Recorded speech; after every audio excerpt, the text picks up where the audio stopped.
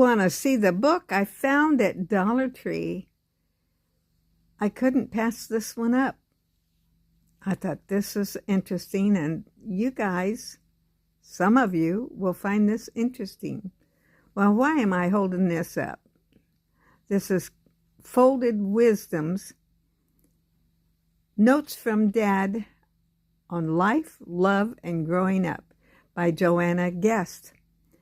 I looked this up. You can find this at Amazon.com. I think it was 6 something. By the way, this is hashtag Thursday BookTube. This is hosted by our friends, Patty, Life with Patty, and Daphne at My Mountain Home.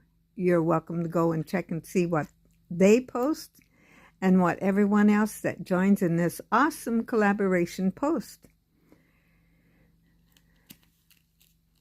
I thought this was pretty interesting when I came across it, so I wanted to share it. And why am I folding this like this? I tried.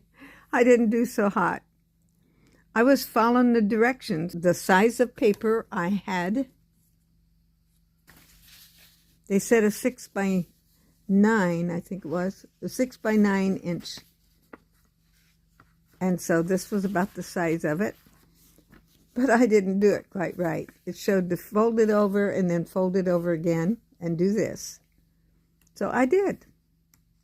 Somehow I lost my way here.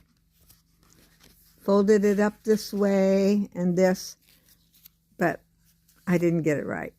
Okay, you guys can try this one. Let me show you the pictures where you can try it. These 2 pages. Okay, right here, here, here. 4, 5, and I lost my way here, you guys. I bet you can find yours. Okay, this is the author of this book, Joanna Guest. She is a proud daughter who enjoys talking loudly and often about her family. She left a career in politics to focus on folded wisdom. She holds a bachelor's degree in Family Studies and Human Development from the University of Arizona. This book, and I've just barely touched the surface. I think it's really pretty no matter what you do with the book. She went on to tell Fancy, she's talking about her dad. He was a morning person and he would get up at the crack of dawn. He also had the habit of at 5 a.m. and heads to the Prospect Park near the home in Brooklyn. He alternates his weekdays between going there with his dog or with his bike. Okay. Goes on to say when she was growing up, he also followed a morning routine. It's a little bit different. Every morning he'd get up before everyone else, take the dog for a walk, and then he'd return and settle down at the kitchen table and sit with a cup of coffee and a lit candle or 2 and open up his 6 by 9 pad of plain paper and write. And he wrote notes to his children. And it also told about he would write notes and fold them like this origami paper and send them in the kids' lunch, even at a really young age. Sometimes his notes were brief and sometimes they were very illustrated. He would even do some drawings on them. And a week of traveling meant he racked his brains to write out a series of notes ahead of time to leave while he was gone. And he would explain why he had to be out of town. And then right here it says, there are times in my life when you have to do things you don't like. This is one of them.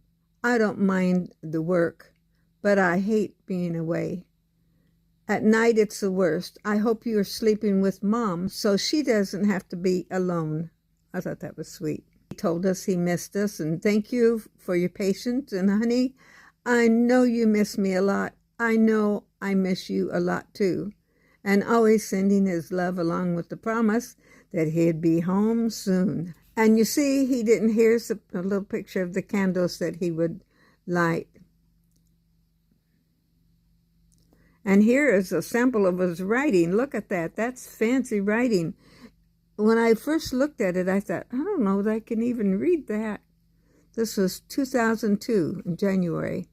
You have no idea how peaceful it is to sit at the kitchen table with a candle or two burning and a cup of coffee in front of you and a pen in your hand ready to write. I love getting up ahead of everyone else and having an hour to myself and my thoughts. It's very helpful, meditative, and a way to start your day. It gives me a chance to think about myself, about you, Theo, and Mom. And writing to you gives me another chance, a chance to connect with you, share my thoughts, my life with you, a chance to give you something of my private self. Without feedback or any kind, which is a plus and a minus, but hey, that's life. That was a note to Joanna, 13 and in the 8th grade, when he wrote that note to her. It talked about her dad, the one that was writing these notes. His name was Robert. Many of them called him Bob. His father was Rear Admiral Frank Guest, and he was out to sea with the U.S. Navy for most of his upbringing. And his ever-patient mother, Joan, spent her days trying to control their growing herd of children. They moved, now listen to this, they moved 13 times during his childhood. He attended 8 schools in 7 cities between the and 12th grade. Naturally, his best friends were his siblings. It was hard to maintain the fleeting outside friendships that were made in each new town. He felt his personal relationship with his father, however, was minimal. One-on-one time was rare, owing to competition among the siblings and the grandfather's military duties. While he never said a bad word about his upbringing, my dad remembers having all of one conversation alone with his father. That's sad. Now, I'll have to stop and say, hey, my poor kids had an upbringing like that as far as moving a lot. I'm sad to tell you. This book, there is so much in it. It looks like it's such a great book. Find it at the Dollar Tree. That's really, look, you guys, be sure and go to the Dollar Tree and look at the books if you like books, that is, and like to read or picture. And he did draw a lot of illustrations when he had time. This right here is what this says, but this is pretty fancy writing. And he sent these with the kids' lunch, and much of the time they would wad it up and put it back in their lunch pail or whatever, and Mom would retrieve it and save these notes. So there was a lot of notes saved that they was able to look at later. This one says, in the morning, sometimes I'm struck by the simple beauty that we take for granted every day.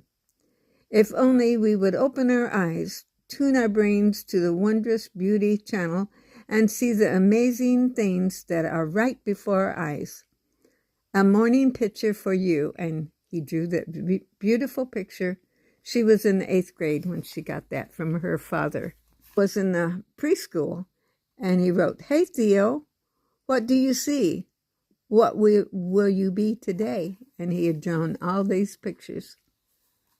And this one was when he was in the 1st grade. It says, Theo, if you read this note, you will know that Thursday I will buy you baseball cards. Love, Dad. This one's really cute. Theo.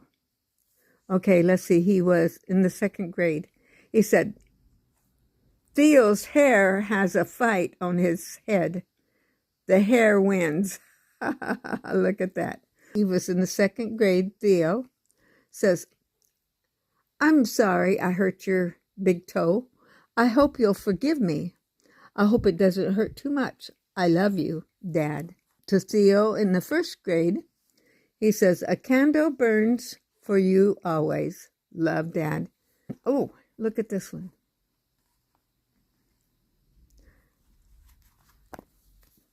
Thank you for watching today. Now, I don't know this man. It didn't say anything about his Christian upbringing or anything, but he had some good morals, and we pray that I always think of everything like that.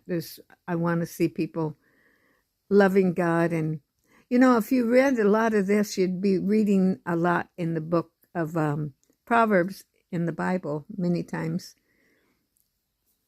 I pray you'll be blessed. Hope you enjoyed that a little bit with this Thursday booktube, and go see what everybody else posts. And thank you, Patty and Daphne, for putting on this wonderful